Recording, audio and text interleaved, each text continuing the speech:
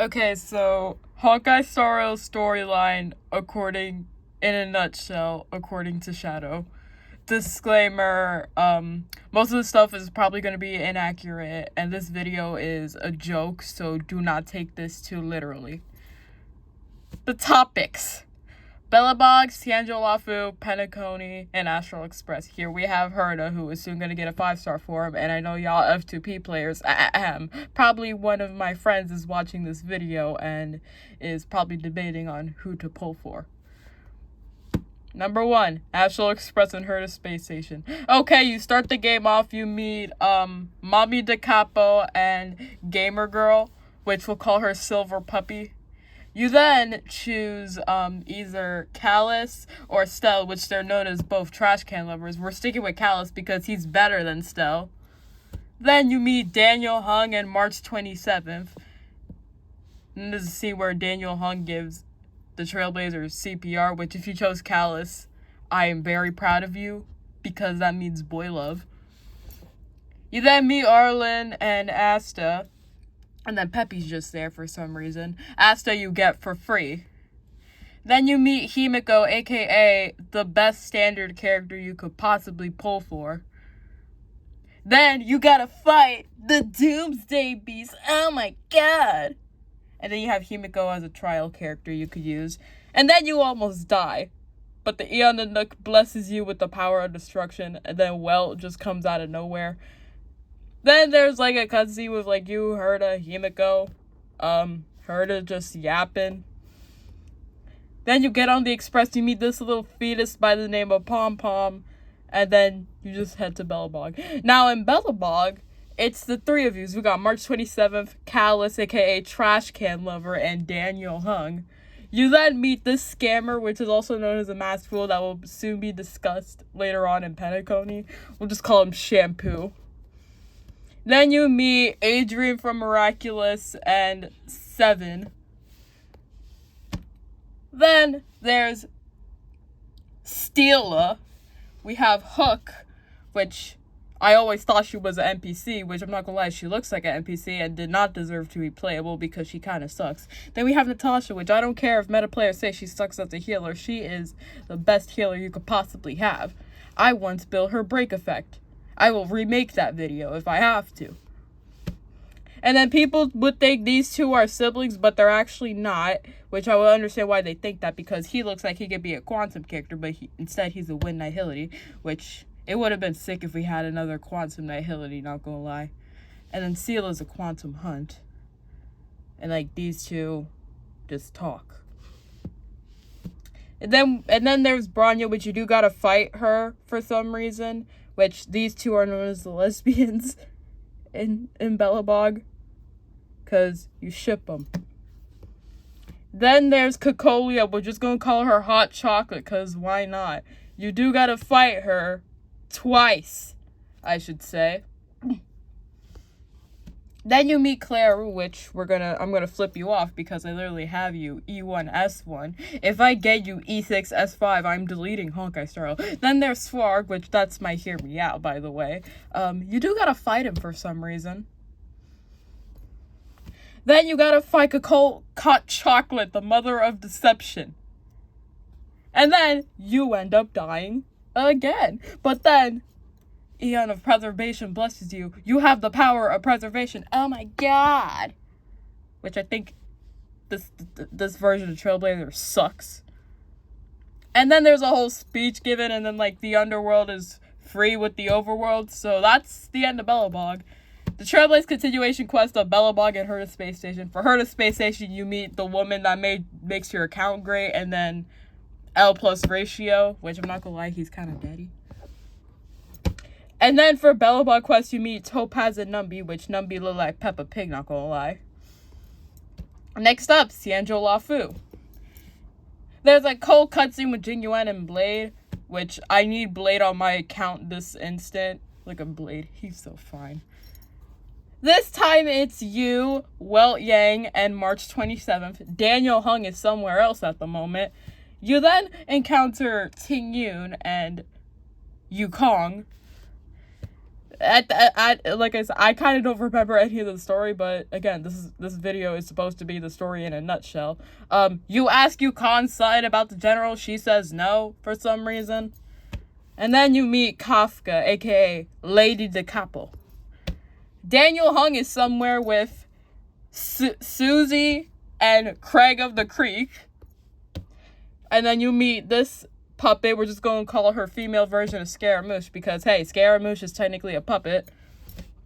You then do gotta fight Kafka for some reason, which, not gonna lie, Kafka boss is kind of easy unless you run a whole mono lightning team, which who the hell runs a mono lightning team? And then you meet Fushuan, aka the most annoying person in the whole Xianzhou Lafu arc, which I'm gonna flip you off again. Though, I kind of need you for my mono quantum team. But still, you're the reason why the whole Xianzhou Lafu quest felt long. And then there's Yangqing, aka the general's son. And these two are both Cloud Knights, though I've never seen them interact with one each other. Because I feel like she's the older sister, and then that's the youngest favorite child. And then you meet the Honkai version of Chi-Chi, which she's missing a cleanse in her kit for some reason. Then we have Qingqia. One thing I will say about the Qingqia mains out there, even if the new boss has almost 8 million HP, it is almost impossible. These mains always have a way, and they scare me because of that. Anyways. And then there's like this scene with Kafka being all seductive, and then we got Nanook in the back. And then Ting Yun dies. Kinda. And then there's like a cutscene with Daniel Hung, Yangqing, and Blade. Blade looking fine. And turns out Daniel Hung is also known as Daniel Feng, aka Imbiber to Lune. And then there's Fantilia, but you do gotta fight Fantilia. And then it's the 5 of yous that team up to fight her. Kinda. Because, you know, the game is like a turn-based game. You gotta have your own team comp, and then it is required to have Jing Yuan on your team. And then there's a whole continuation quest, or should I say the event, where, like, 10 Lords Commission, it's like a ghost hunting event. Some shit. Side topic, the Argenti quest. Basically, this dude raises up a plant. You do gotta fight him, which, ignore the team comp. This is when I first started playing. Which I'm not gonna lie, I know people are gonna haunt me down for this, but Argenti boss was kinda easy. You basically gotta, like, deal with the swarm, something like that. And then he ends off looking all Rizzy. Like, he's the Rizzer of Oz. Which I'm still mad that Hoyo changed his VA, because his old VA was pretty good. Next up, Petacon. This is probably going to be the longest one. PSA, this goes up to 2.3. I might do a part 2 where I talk about 2.4 to 2.7 in a nutshell. Okay. It's you! You fell asleep. You meet the Nihility's daughter, aka Emanator, which these two are quote-unquote Galaxy Rangers. Well, he's really a Galaxy Ranger. She's not. Then you meet Mickey Mouse. And then you meet the family. We got Raven and Monday. And then it's you four again. Daniel Hung is looking over the express somewhere else, dealing with that fetus named Pom Pom. So you was a trailblazer. You encounter Firefly, which I feel like a lot of people were mad when Buho got his drip marketing before Firefly. But hey, more time to save up for Firefly. And then we have Gallagher, which apparently my sister calls him a pedophile for some reason, though he's not. Yeah. And then people would ship these two for some reason because they had a lot of cutscenes. Kinda. And then Shampoo is back in Penacony. I don't know how the heck he traveled all the way to Penacony. And there's a whole companion quest with Sparkle, which, again, I hate you, but I'm gonna have to pull for you for Daniel Hung and Shampoo. And then, there's, a scene where, Sparkle kind of fakes her death. Something like that. And then we have Aventurine, which, oh boy.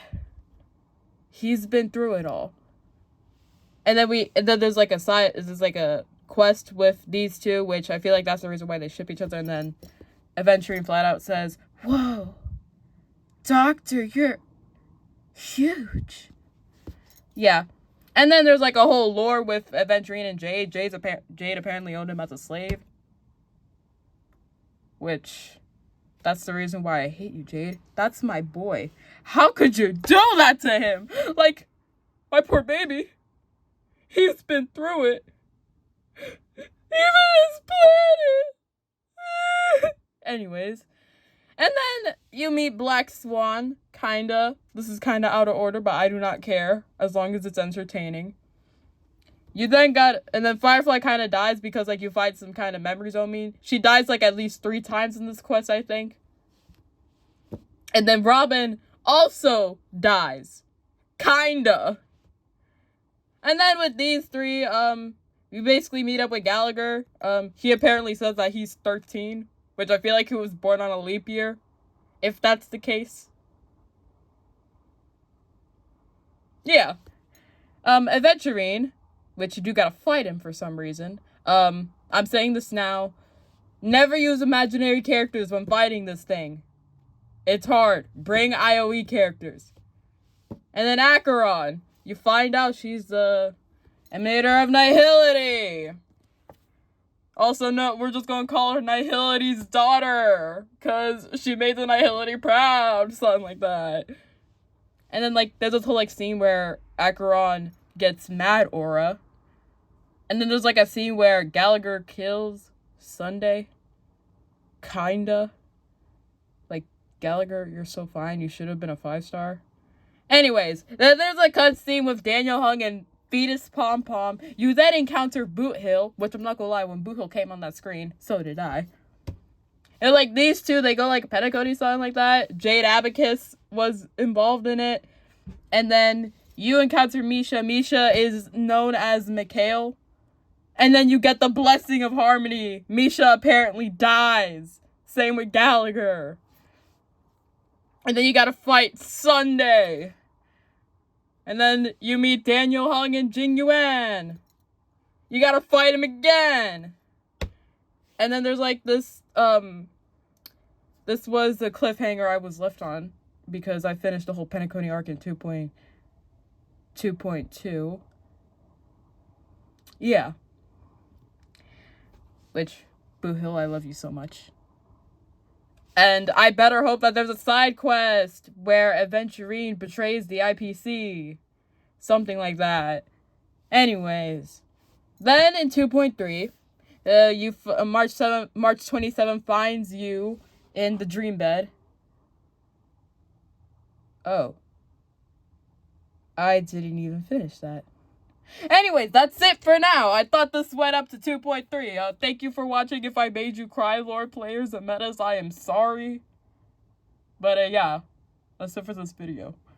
Bye.